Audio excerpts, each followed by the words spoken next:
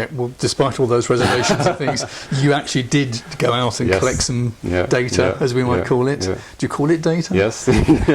you recorded, I'm very annoying. Did a lot of recordings, presumably. And transcribed everything? I transcribed as much as I could. I took a very useful tip from Annette Leroux, who's an American ethnographer about childhood and inequalities. She has a really, I think it's her book, Unequal Childhoods, although I could be wrong, where she talks about, she has a whole appendix at the back where she talks about tips for ethnographers. So yes, I did look into it, of course. Yes. And she said that I would never go into the field without knowing that I had, that I could, within the next 24 hours, write up the field notes that I'd developed, because context is everything, as I said, to ethnography. And in terms of, so I absolutely, anything that I had observed in terms of field notes, I always typed up. And some of that, of course, when you come home from school, some of that is memory work, and it's always interpretive. In terms of recordings of interviews and things like that, I actually did manage to type up quite a lot of it. I was doing a research job, so I guess you end up getting quite fast at typing. But I wouldn't have said that it was vital for me to always have typed everything, because I wasn't doing that type. That wasn't the type of project I was doing.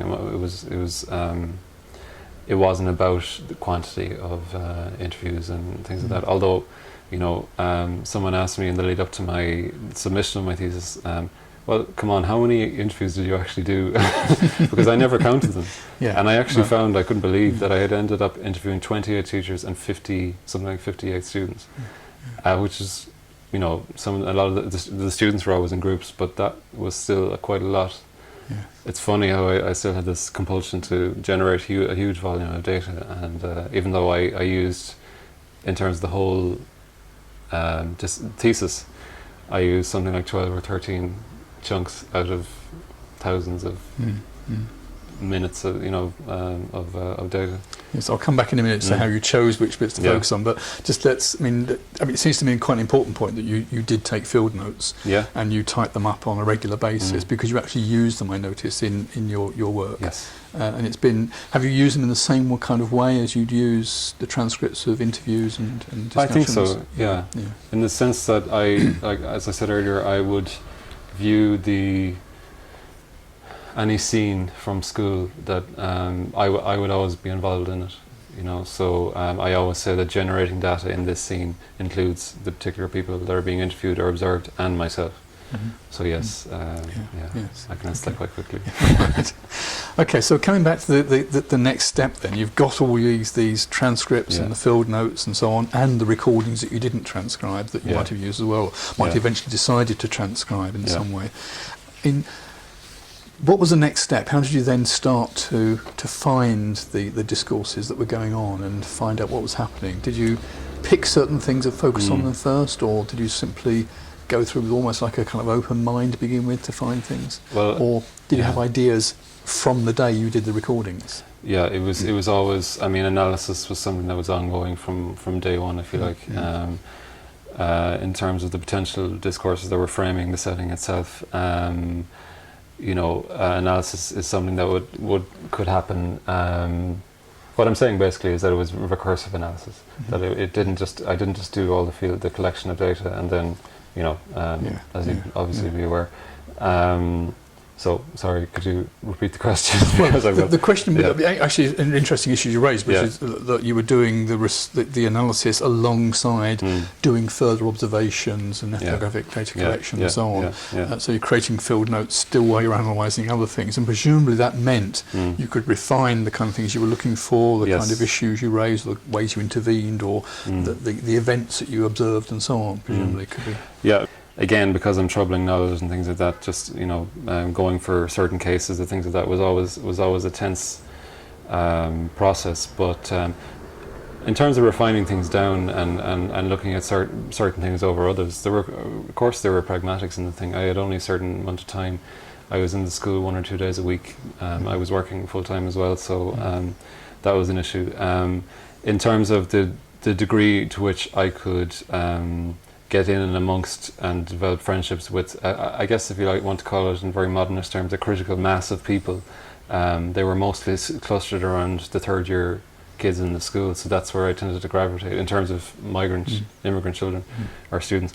But then in terms of refining things further, what it was a kind of an interplay between, well, I think this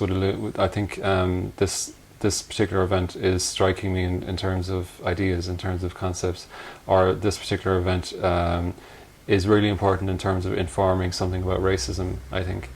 Maybe just from this context, or maybe it is something to say to other audiences, and I can never fully decide that. It's up to the audience, I guess.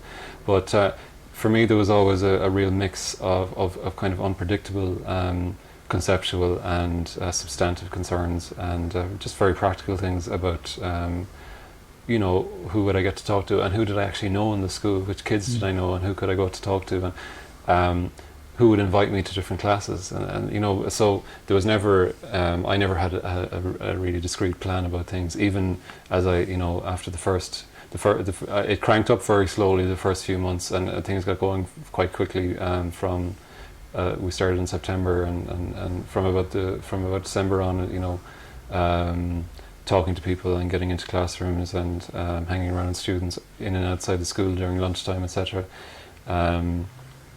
You know, it just, I had to very much be flexible and go with whatever seemed either conceptually or substantively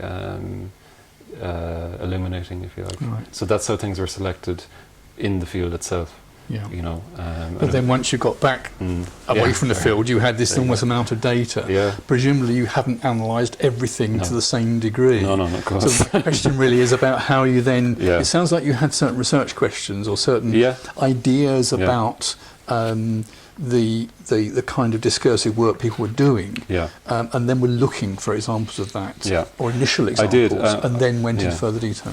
I guess what began to become clear to me was this issue. I called the thesis ultimately "Justifying School and Self," and what became very clear to me was that you can never, you know, in terms of understanding racism, which is what I was trying to do, you can never fully say, well, this ideology is racist and this one isn't.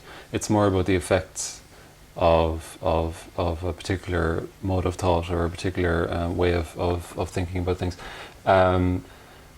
So what I began to I suppose see through the data itself was there were it was possible to note particular effects of different discourses that were being used, and I found there were certain scenes, and they're called scenes deliberately because it's seen as a performance of identity, or episodes. I found some of them just very compelling. Some were atypical, some were quite unusual, and that you'd see quite overtly racist incident, and just to deconstruct that, and to see how you know, in terms of the wider audience in Ireland, or in terms of people that I'd be talking to about it, I'd say, well, look, it's not just about the overt racism itself. It's very simple to say, well, that was just overt racism, and there's something wrong with that individual. One of my key questions was, well, what does that incidence of overt racism say about the backdrop from which it emerges, and how is it dealt with in I suppose afterwards? Like, for example, one key issue for me, and this was looking at both, particularly at Irish policies, was and the school policy context itself. One of the key issues I found was that it was very clear to everybody that you do not say racist things to people, and that's taken for granted in a liberal institution, which schools in Ireland tend to broadly be. But what's the effect of that? Because, you know, someone says something that's overtly abusive or physically abusive in racist terms, and generally what tended to happen was that person would be sanctioned and silenced, and that was the end of it, and that was it dealt with, and we move on from there. So I would look at scenes of overt racism and say, well, actually, what is the potential for this whole situation and the culture that sort of informs it to just be foreclosed on and silenced, if you like. So I'm not saying let's allow the person to be overtly racist at all. Of course not. It's more how does that speech act, or how does that form of abuse or form of injury just stop us from looking at further power relations. So that was, I suppose, that was one thing. So a typical instance like that, but also very mundane performances of identity that would tell me something about the interaction between kids who grew up in the area before immigration and new immigrant students. Like the example that I've got here, very much, it looks at two white Irish kids, two white Irish girls, and how they talk about how fun their class used to be and what it's like now, and how they position themselves, how they understand themselves in terms of memories of the past, and how they position themselves relative to newcomers, as they're always called. The euphemism that's constantly used to describe immigrant kids in Irish schools. It used to be non-nationals, it used to be foreign nationals, now it's newcomers. So that was another key thing, was understanding how inequalities change and how they complexify, if you like, or become more complex. Is that an example we've got in? Is that an example in the papers, or is that a new one? Or? In the one I've got right here, Is this a Jeanette and something one, or no? It's actually it's a different one that I've got different right one. here. Okay, right. So can we just talk about that now? So can we? Sure. Yeah. Okay.